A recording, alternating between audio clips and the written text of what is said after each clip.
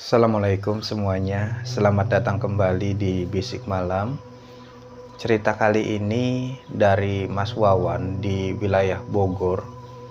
Mas Wawan menceritakan pengalamannya sewaktu mendaki Gunung Salak bersama kedua temannya di tahun 2000. Mungkin beberapa dari kawan-kawan nggak tahu kalau sebenarnya Gunung Salak ini pernah menjadi lokasi pertempuran antara pasukan pejuang kemerdekaan melawan para kolonial Belanda. Nah, Mas Wawan sendiri tahu cerita ini karena diceritain sama kakeknya. Kakeknya Mas Wawan ini dulu sampai 3 hari 3 malam gak makan sewaktu bergerilya ya untuk memperebutkan kemerdekaan itu. Nah, puncaknya terjadi peperangan hebat sampai akhirnya ya cuman ada 2 orang yang selamat. Salah satu yang selamat ini ya kakeknya Mas Wawan. Kakeknya Mas Wawan kalau cerita masalah ini biasanya ya matanya tuh selalu berkaca-kaca, kayak mengenang masa lalu gitu, betapa beratnya perjuangan dulu.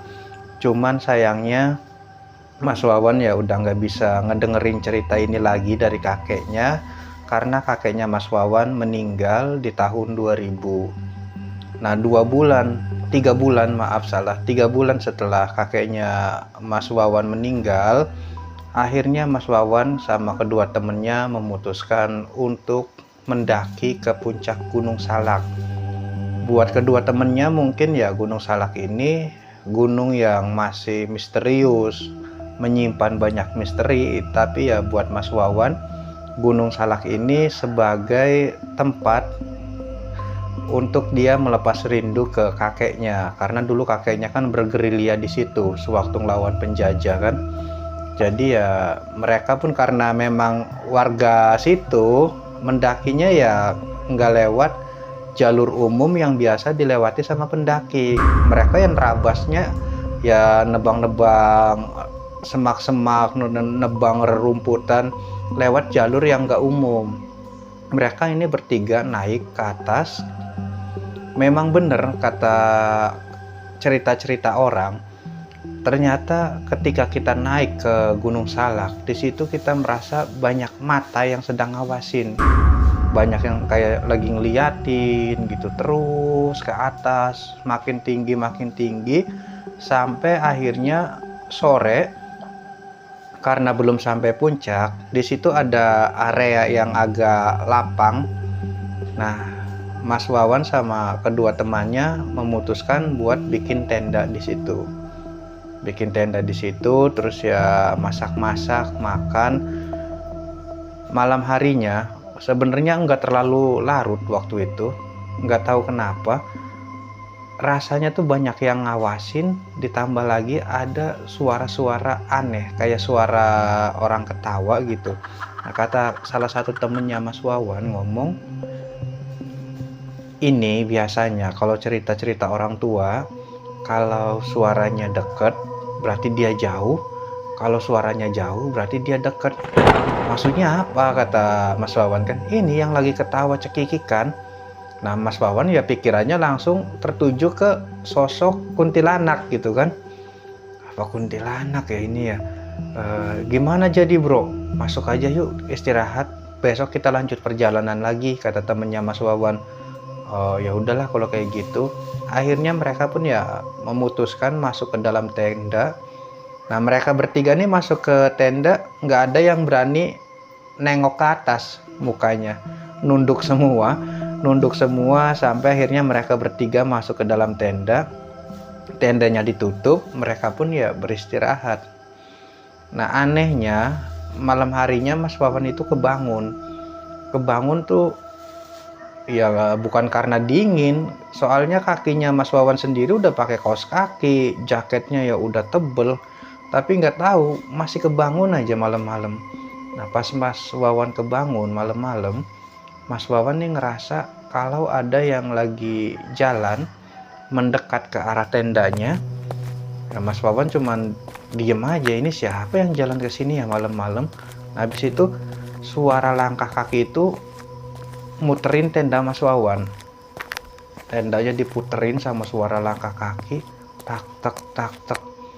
Ini siapa nih?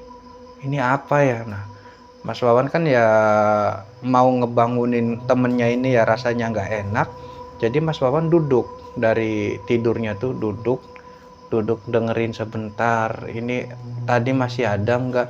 Masih ada, masih muter. Sampai akhirnya sosok itu bener-bener berhenti di depan pintu tendanya Mas Wawan. Nah, karena berhenti di depan pintu tenda sama Mas Wawan kan ya ditanya, itu siapa di luar? Tapi nggak ada jawaban, diem aja. Kok nggak ada yang jawab ya?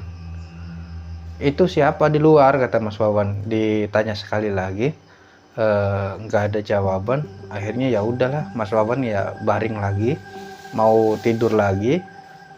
Cuman sewaktu Mas Wawan mau tidur, lagi-lagi kedengeran suara langkah kaki. Sekarang kayak bukan sendiri, tapi kayak beberapa orang lagi itu.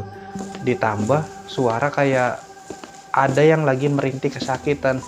Aduh, aduh. Terus ya satunya lagi bilang, sabar, kita upayakan tempat buat istirahat, katanya kayak gitu. Jadi kayak seolah-olah yang satunya kesakitan, yang satunya lagi ini ya lagi nolongin. Kayak gitu suaranya tuh. Nah, Mas Wawan kan ya kok kayak gini ya, penasaran ya. Nah, seolah-olah mereka itu berhenti lagi di depan tendanya Mas Wawan. Akhirnya Mas Wawan kan yang buka lagi ininya, pintu tendanya. Nah, begitu Mas Wawan buka pintu tenda, nggak ada siapa-siapa. Jadi ya Mas Wawan ya mutusin buat keluar. Mana tahu dia di samping atau di mana. Nah, dicari sama Mas Wawan nggak ketemu, nggak ada. Apa bener cerita orang-orang kalau Gunung Salak itu ya memang kayak gitu, banyak hal-hal yang nggak masuk akal, kata Mas Wawan. Ini kedua temennya nih nggak ngerasa apa-apa, mereka nih tidur aja. Ya udahlah, Mas Wawan ya masuk lagi. Begitu Mas Wawan mau masuk ke dalam tenda, tiba-tiba dari belakang Mas Wawan itu kedengeran suara orang lagi lalu lalang, kayaknya nih rame. Bukan kayak pasar, tapi kayak orang yang mondar mandir, kayak suasana perang lah gampangannya tuh, kayak gitu. Cuman dari pihak gerilyawan yang lagi ngangkatin korban gitu, ayo bawa sini, ini ada yang luka, diobatin, ramenya kayak gitu. Mas Wawan bener-bener nggak berani nengok ke belakang, soalnya tadi kan udah ngeliat ke belakang nggak ada apa-apa ya. Kenapa sekarang tiba-tiba rame? Jadi terus terang aja nggak berani nengok ke belakang, ya takut, kata Mas Wawan. Akhirnya Mas Wawan itu ya mau ngelangkah aja berat kaki nih, badan rasanya kayak membeku, sambil dengerin suara orang lalu lalang kayak lagi bawa korban perang gitu. Ayo bawa sini, ini ada yang terluka, belum lagi ada yang teriak-teriak gitu kan. Jadi makin ya suasananya nih ya memang kayak di medan perang. Akhirnya Mas Wawan tuh ya mencoba melangkahkan kakinya, terus bisa masuk ke tenda. Tenda ini pintunya ditutup lagi. Nah, sewaktu nutup tenda pun Mas Wawan matanya merem. Nggak tahu kenapa dia ngerasa aku nggak mau ngelihat ya apa yang dia denger itu. Soalnya ya takutnya serem kan. Makanya Mas Wawan cuman merem aja sambil nutup resleting tenda. Habis itu dia ambil posisi ngeringkuk, kepalanya ditutupin sama rangselnya saking takutnya dia. Nah, diem aja Mas Wawan tuh. Mas Wawan ngeringkuk pun suara itu ya makin kedenger tambah kenceng sampai akhirnya ada suara letusan senapan, duer gitu kan. Mas Wawan yang ngeringkuk ya kaget, jebak gitu. Terus ditambah lagi ya suara orang teriak-teriak, serang gitu. Tambah lagi suara senapan, dar.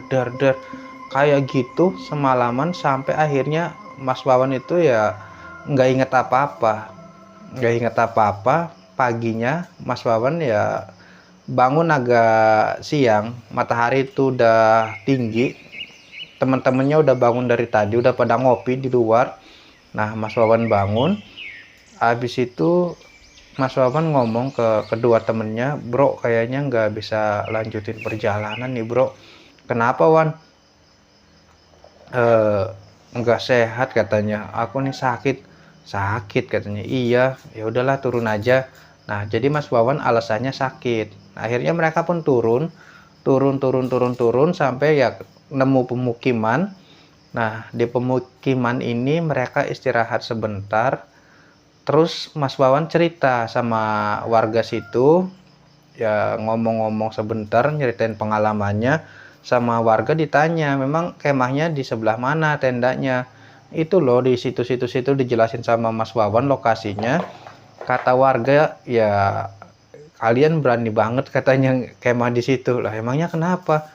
Itu kan dulu bekas lokasi ya para pejuang diburu sama kolonial Belanda.